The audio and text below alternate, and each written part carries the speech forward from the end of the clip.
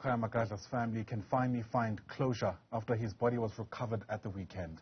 The 6-year-old boy's body fell into an open manhole while playing with his friends in Dlamini. That's in Soweto about 3 weeks ago. Joburg Emergency Services found his body in a split chamber near Eldorado Park Cemetery. But the question, of course, this Monday morning is what can be done to prevent a tragedy like this from happening again. For that, let's bring in the spokesperson for the Office of the Joburg MMC for Environment Infrastructure Services. That's Nickolaus Bauer, who's live to us via video link this morning. Nick, it's great to have you on the program. Thank you so much indeed for making time. Let me begin by just asking whether you've been able to ascertain who was responsible for having this hole closed after it was reported, as community members claim to have done. I can't comment on this stage.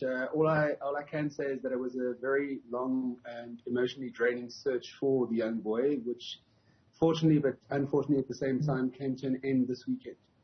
The question, of course, is still around whether or not there'll be any accountability for the tragedy itself. Are you at least trying to get to the bottom of how that hole was left open for a long time? Again, at least if the version of events by residents is anything to go by.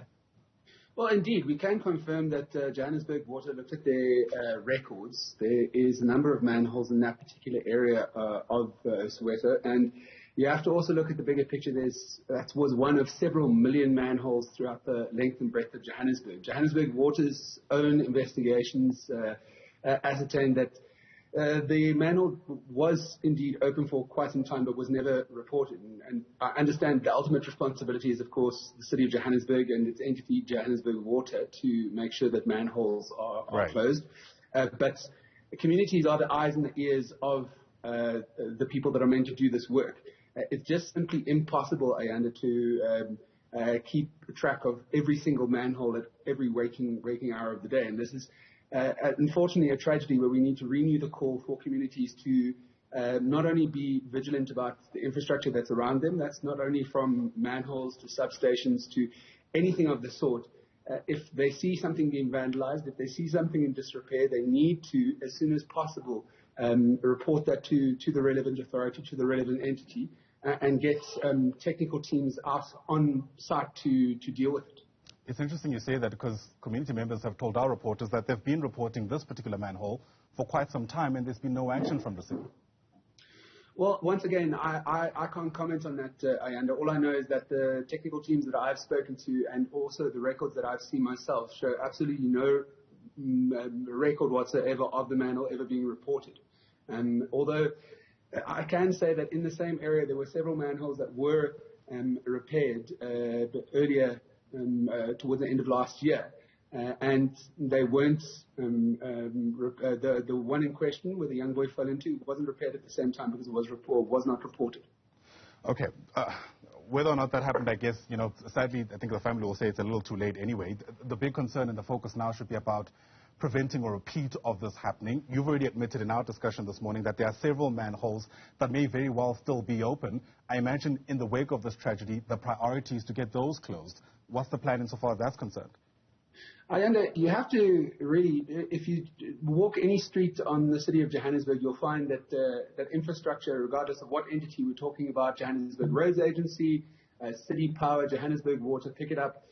We're in a war against our infrastructure at this point in time. Whether or not it's cable thieves ripping out several hundred kilograms of equipment from a substation, which is happening on a weekly basis, really. Cable theft is completely out of control. Or whether or not it's a manhole cover that's been vandalized and manhole cover being taken, smashed to smithereens so that the little bit of metal that's in it can then be hawked at a scrap metal dealer.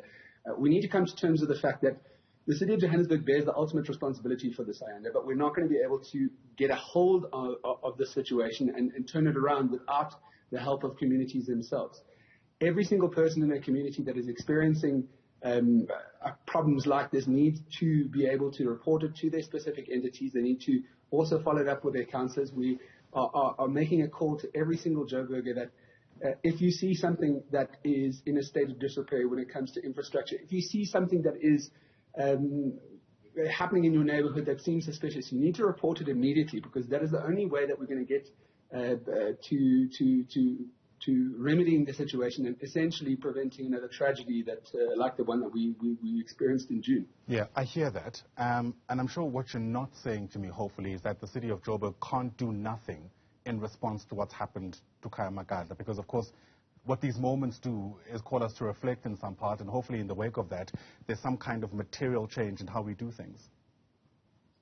Well, I'm not too sure what the question was from there, Ayanda, but well, I mean, all I know is that 24 hours a day, 7 days a week, there are technical teams that work for the city of Johannesburg out there repairing our infrastructure, upgrading our infrastructure. It's not as though the technicians that work for various entities in the city of Johannesburg are sitting on their hands.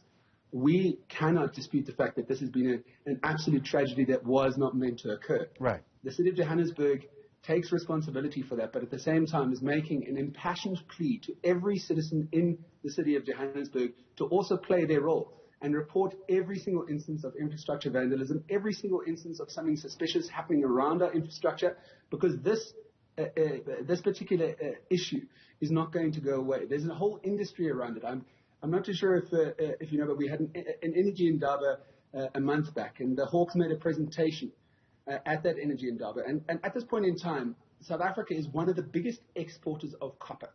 I'm not too sure if you know that much about your precious metals sector, but we don't have great deposits of copper. Now, where is that copper coming from? That's being ripped out of infrastructure, that's being sold to scrap metal dealers, and it's being sold on outside of the country. This is an industry where people are making money, and it's become extremely brazen. So we need to work together with communities. There need to be our eyes and ears on the ground, and we accept, there's a huge backlog when it comes to repairing, upgrading infrastructure, but we're doing our absolute best to try and turn that around. Right. The multi-party government has had their own budget kick in just a couple of days ago, this past Friday on the 1st of July. So we're looking forward to better days, but at the same time, we cannot get past the tragedy that has happened in June, and we're doing everything in our power to ensure it doesn't happen again. It's difficult to just accept that, communities should try and be more upfront and forthcoming in reporting some of these open manholes, because they're telling us they're already doing that.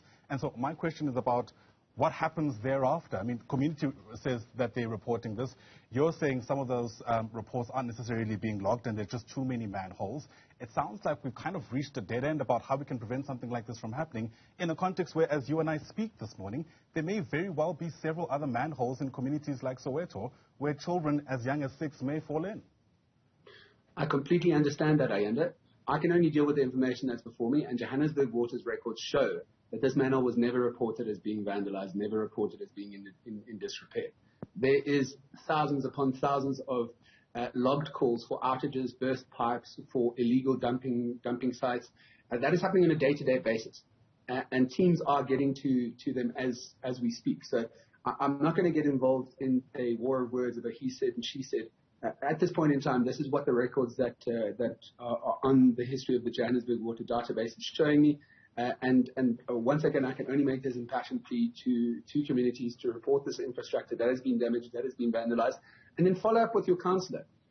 Councillors also play an extremely important role in a particular ward. So I know that the cliche is in South African politics, as of late, get voted in, never see the politician again, but even at a local level, you'll see councillors that operate in other areas are really run ragged 24/7 because their residents are on them saying, I've logged this call, this hasn't been repaired, what are you doing about it? And then the councillor gets involved and further pressure is put on the already overstretched teams, meaning that there's more chance of that outage, of that issue being attended to. All right. Nickolaus Bauer, thanks indeed for speaking to us. Appreciate your time on the AM report this morning. Nickolaus Bauer is the spokesperson for the Joburg MMC for Environment Infrastructure Services Office.